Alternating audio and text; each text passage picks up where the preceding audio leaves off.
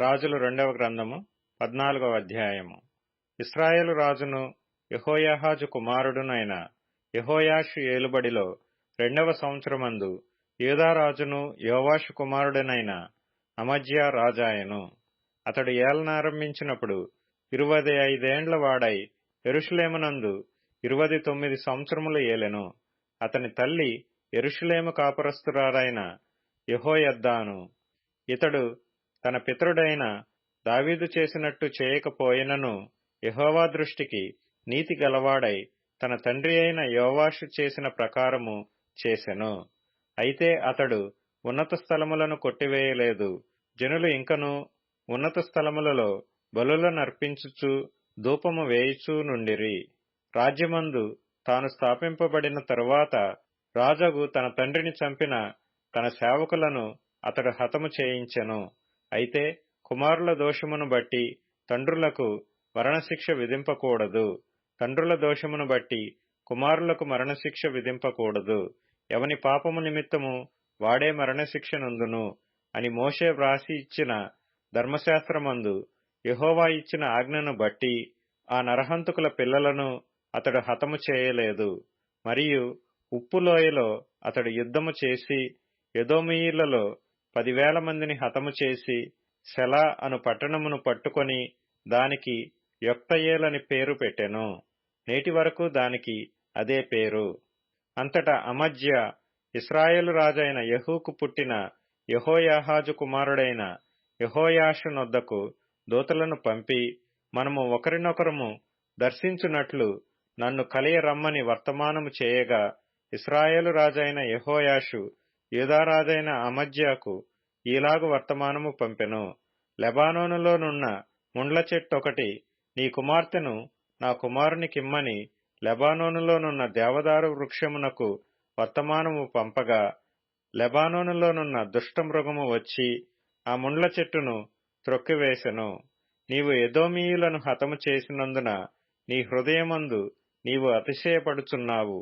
సరే, ఇప్పుడు నీ నగరనందు నీవుండి నీకున్న ఘనతను బట్టి నీవు అతిశయపడుము.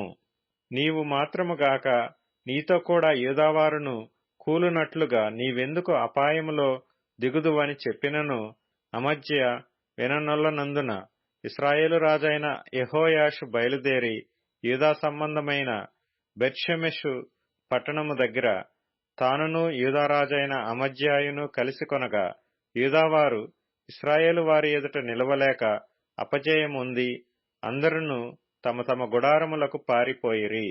మరియు ఇశ్రాయేలు రాజైన యెహోయాషు అహజ్యాకు పుట్టిన యోవాషు కుమారుడైన అమజ్యా అను యూదారాజును బెత్షెమెషు దగ్గర పట్టుకొని యెరూషలేమునకు వచ్చి ఎఫ్రాయిము గుమ్మము మొదలుకొని మూల గుమ్మము వరకు యెరూషలేము ప్రాకారమును 400 మూరల పొడుగున పడగొట్టెను.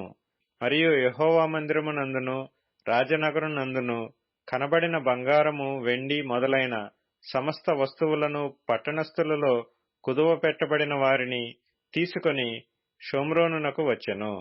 యెహోయాషు చేసిన ఇతర కార్యములను గూర్చియు అతని పరాక్రమమును గూర్చియు యూదారాజైన అమజ్యాతో అతడు చేసిన యుద్ధమును గూర్చియు ఇశ్రాయేలు రాజుల వృత్తాంతముల గ్రంథమందు వ్రాయబడి ఉన్నది. అంతటా యెహోయాషు తన పితరులతో కూడా నిద్రించి షోమ్రోనులో ఇశ్రాయేలు రాజుల సమాధియందు పాతిపెట్టబడెను. అతని కుమారుడైన యెరోబాము అతనికి మారుగా రాజాయెను. యూదారాజైన యోవాషు కుమారుడైన అమజ్యా ఇశ్రాయేలు రాజైన యెహోయాహాజు కుమారుడైన యెహోయాషు మరణమైన తరువాత 15 సంవత్సరములు బ్రతికెను. అమజ్యా చేసిన ఇతర కార్యములను గూర్చి యూదారాజుల వృత్తాంతముల గ్రంథమందు వ్రాయబడి ఉన్నది. అతని మీద యెరూషలేములో జనులు కుట్ర చేయగా అతడు లాకీషు పట్టణమునకు పారిపోయెను. గాని వారు లాకీషునకు అతని వెంట కొందరిని పంపిరి. వారు అక్కడ అతనిని చంపి గుర్రముల మీద అతని శవమును యెరూషలేమునకు తెప్పించి దావీదుపురమందు అతని పితరుల సమాధిలో పాతిపెట్టిరి. అప్పుడు యూదా జనులందరూ 16 సంవత్సరముల వాడైన అజర్యాను తీసుకొని అతని తండ్రి అయిన అమజ్యాకు బదులుగా పట్టాభిషేకము చేసిరి. ఇతడు రాజైన తన తండ్రి తన పితరులతో నిద్రించిన తరువాత ఏలతు అను పట్టణమును బాగుగా కట్టించి యూదావారికి దానిని మరలా అప్పగించెను.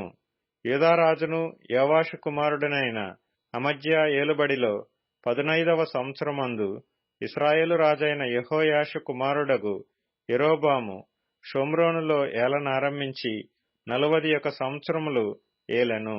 ఇతడును ఇశ్రాయేలు వారు పాపము చేయుటకు కారకుడగు నెబాతు కుమారుడైన యరొబాము చేసిన పాపములను విడువక అనుసరించి యెహోవా దృష్టికి చెడుతనము జరిగించెను. గత్హేపెరు ఊరివాడైన అమిత్తయికు పుట్టిన తన సేవకుడైన యోనా అను ప్రవక్త ద్వారా ఇశ్రాయేలీల దేవుడగు యెహోవా సెలవిచ్చిన మాట చొప్పున ఇతడు హమాతునకు పోవు మార్గము మొదలుకొని మైదానపు సముద్రము వరకు ఇశ్రాయేలు వారి సరిహద్దును మరలా స్వాధీనము చేసుకొనెను. ఎలయనగా అల్పులేమి గనులేమి ఇశ్రాయేలు వారికి సహాయులెవరనూ లేకపోయిరి. యెహోవా ఇశ్రాయేలు వారు పొందిన బాధ ఘోరమైనదనుకొనెను. ఇశ్రాయేలను పేరు ఆకాశము క్రింద నుండి తుడిచివేయనని యెహోవా సెలవిచ్చియుండెను గనుక యెహోయాషు కుమారుడైన యరొబాము ద్వారా వారిని రక్షించెను.